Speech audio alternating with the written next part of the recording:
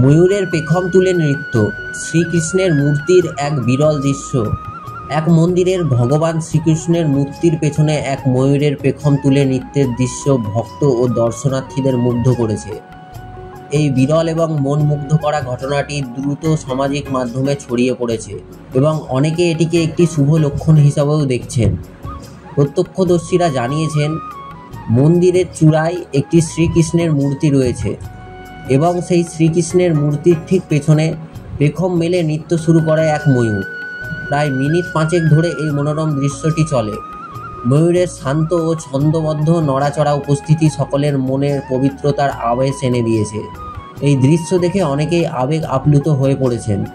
মন্দিরের পুরোহিতরা জানান, এমন ঘটনা এর আগে কখনো ঘটেনি। ভগবান শ্রীকৃষ্ণের সামনে ময়ূরের নৃত্য একটি অলৌকিক ঘটনা। আমরা বিশ্বাস করি এটি ঈশ্বরেরই এক আশীর্বাদ।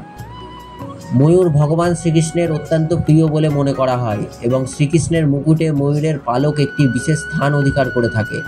তাই এই ঘটনাটি ভক্তদের কাছে আরও তাৎপর্যপূর্ণ হয়ে উঠেছে বলেই মনে করা হচ্ছে। অনেকেই মনে করছেন এটি শান্তি, সমৃদ্ধি ও ঐশ্বরিক উপস্থিতির ইঙ্গিত। এই ঘটনাটি এলাকার মানুষের মধ্যে ব্যাপক আলোচনার জন্ম দিয়েছে এবং মন্দিরের দর্শনার্থীদের ভিড় বেড়েছে। অনেকেই এই অলৌকিক দৃশ্যের সাক্ষী হতে চাইছে